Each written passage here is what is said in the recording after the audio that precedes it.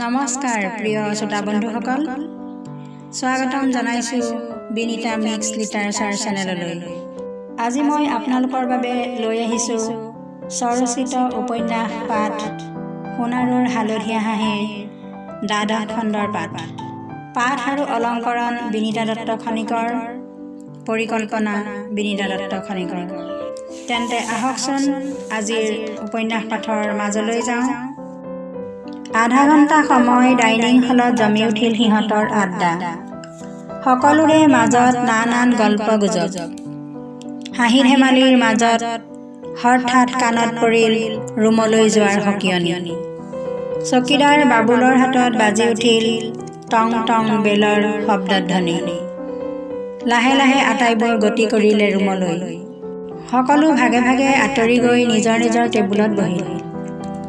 এই সময়খিনিত হোষ্টেলৰ পৰিৱেশ নিজাম পৰি থাকে। প্ৰায় ছোৱালীবোৰ পঢ়াৰ টেবুলত বহে। ক'ৰবাত ২-৪জনীহে নিজৰ ৰুমত নাথাকি প্ৰতিবেশীৰ ৰুমত গৈ কথাৰ মহলা মাৰি থাকে। নতুবা কাৰোবাৰ গোপন কথা বতৰা থাকিলে ওপৰৰ ছাদত গৈ আলোচনা কৰে। ৱাৰ্ডেনৰ চকুত ধূলি দি কিছুমান সাৰি যায়, কিন্তু যি ধৰা পৰে সিহঁতৰ ৰক্ষা নাই। সংসাৰৰ যত বেয়া গালি আছে সকলোবোৰ সিহঁতৰ নামত পৰে। এনেবোৰ কথাক লৈ কেতিয়াবা ৰূপালী বৰ্ণালীহঁতৰ মাজত আলোচনাও হয়। ঐ ৰূপালী, ৱাৰ্ডেনে কি আমাক স্কুলীয়া ছোৱালী ভাবিছে নেকি? ইমান শাসন যে আমাৰ ওপৰত। আৰে তহঁতি বেলেগৰ ৰুমত গৈ হুলস্থুল কৰিলে তেনেকুৱা নাভাবি কি ভাবিব? কাষৰ ৰুমৰ বহিৰে বৰ্ণালী উদ্দেশ্যি ক'লে কথাষাৰ। বৰ্ণালী, তই যা এতিয়া তোৰ নিজৰ ৰুমলৈ। সন্ধিয়া পঢ়া সময়কণ তই কিয় আনৰ ৰুমত থাকি টাইম পাছ কৰ? ৱাৰ্ডেনে গম পালে মাতি নি দিব সেইদিনাৰ দৰে। বৰ্ণালীৰ এনে ধৰণকৰণ দেখি অনুসূয়াৰ মনত প্ৰায় খং উঠে, কিন্তু তাই একো ক'ব নোৱাৰে। বৰ্ণালী আৰু ৰূপালী অনুসূয়া আৰু নন্দিনীৰ ৱালমেট। ৰূপালী পঢ়াত অৱশ্যে কিছু ভাল, তাই এডুকেশ্যন ডিপাৰ্টমেণ্টৰ। আনহাতে বৰ্ণালীৰ পঢ়াৰ প্ৰতি অলপো মনোযোগ নাই।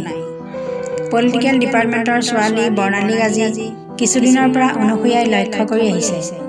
তাই যেন এইকেইদিন বেছি চঞ্চল হৈ পৰিছে। কি হ'ল তোৰ বৰ্ণালী? ইমান ঠাণ্ডা বতৰত ফেন লগাইছ যে? বৰ্ণালীক উদ্দেশ্যি এইবাৰ নন্দিনীয়ে চিঞৰি উঠিল, কিন্তু বৰ্ণালীৰ পৰা একো উত্তৰ নাপালে নন্দিনীয়ে। ৰ'দালী সোমাই আহিল অনুসূয়াহঁতৰ ৰুমলৈ। ৰ'দালীৰ হাতত গুড নাইটৰ বটল। নন্দিনী বা, মই আহোঁতে দেখি আহিছোঁ বৰ্ণালী বায়ে চুলিত হেনা কৰি ফেনৰ তলত বহি আছে। আই, এই ছোৱালীজনী বৰ আচৰিত দেই। তাই কিন্তু এইবোৰত বৰ সচেতন। নিজৰ শৰীৰটোৰ বৰ যত্ন ৰাখে। মুখখন দেখা নাই কিমান কেয়াৰ লয়। অলপো বেয়া হ'বলৈ নিদিয়ে। ক্লাছলৈ যাওঁতে ফ্ৰেছ ৱাছ, আহি ফ্ৰেছ ৱাছ, আনকি ৰাতি শুবৰ সময়তো। তাই যোৱা 2 দিনৰ আগত হেনা কৰিছিলহে, আজি আকৌ কৰিলে। দেখিলাও ন, মোৰহে এইবোৰ কৰিবলৈ এলাহ। আজি এমাহ হ'ব হ'ল মই হেনা নকৰা। একে উশাহে কৈ গ'ল কথাবোৰ নন্দিনীয়ে। অনুসূয়াই মাথো নন্দিনীলৈ চাই মিচিকীয়া হাঁহি এটিৰে শলাগি থলে। ৰ'দালীয়ে ইমান পৰে নন্দিনীৰ কথাবোৰ শুনি অনুসূয়াৰ চুলি খনিয়াই আছিল। ভাত হ'লনেও ৰ'দালী? মোৰ ভোক লাগিছে জানো হ'ল চাগে। মই যোৱা নাই ডাইনিং হললৈ। হ'লেও 9 বজাৰ আগত নিদিয়ে। ৰ'দালী, তই বাইদেউতকৈ ভাত দিয়া সময় আধা ঘণ্টামান আগুৱাই দিবলৈ ক'ব নোৱাৰনে? ঠাণ্ডা দিনত বেছি দেৰি হ'লে তললৈ নামি যাবলৈ মন নাযায়। মই নোৱাৰোঁ দেই ক'ব। আপোনালোক ছোৱালীবোৰ একেলগে গৈ ক'বগৈ। তই সেই কথাটো ক'ব নোৱাৰ? একো কামৰ নহ'লি তই। যা তেনেহ'লে ইয়াৰ পৰা। নন্দিনীয়ে খংমিশ্ৰিতভাৱে কৈ উঠিল ৰ'দালীক।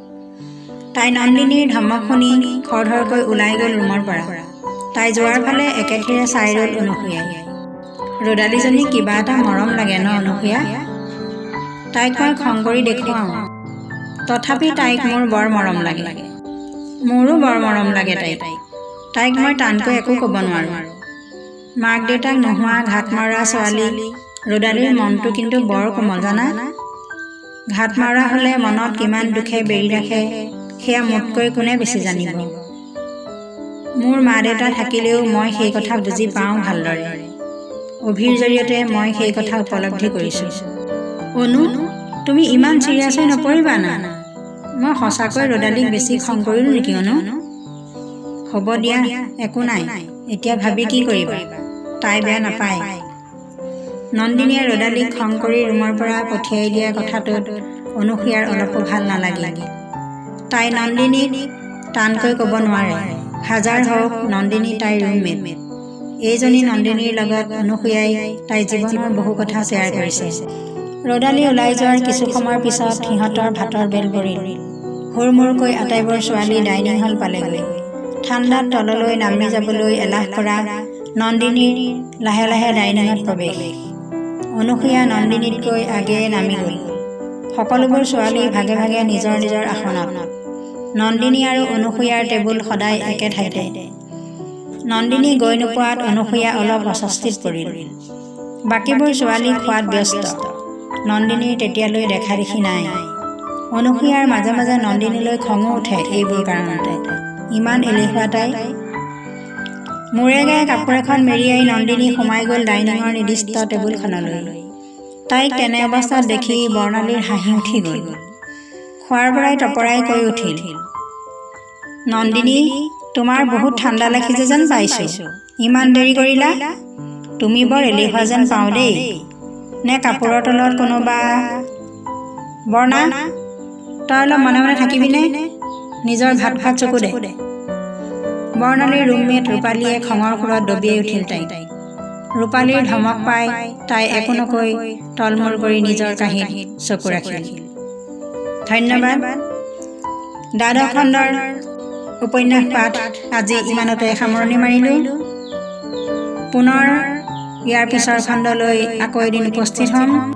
প্ৰিয় শ্ৰোতা বন্ধুসকল, আপোনালোকে যদি মোৰ এই খণ্ডটি শুনি ভাল পালে তেন্তে লাইক কৰিব, শ্বেয়াৰ কৰিব, লগতে আপোনাৰ বন্ধু বান্ধৱীসকলৰ লগতো শ্বেয়াৰ কৰিব। আৰু আপোনালোক যদি মোৰ চেনেললৈ নতুনকৈ আহিছে তেন্তে মোৰ চেনেলটো ছাবস্ক্ৰাইব কৰিবলৈ নাপাহৰিব আৰু ওচৰতে থকা বেল আইকনটো টিপি দিব। মোৰ আহিবলগীয়া উপন্যাস পাঠৰ নটিফিকেশ্যন আপোনাৰ মোবাইলত সোনকালে উপলব্ধ হৈ যাব। তেন্তে আজিলৈ আহোঁ। ধন্যবাদ।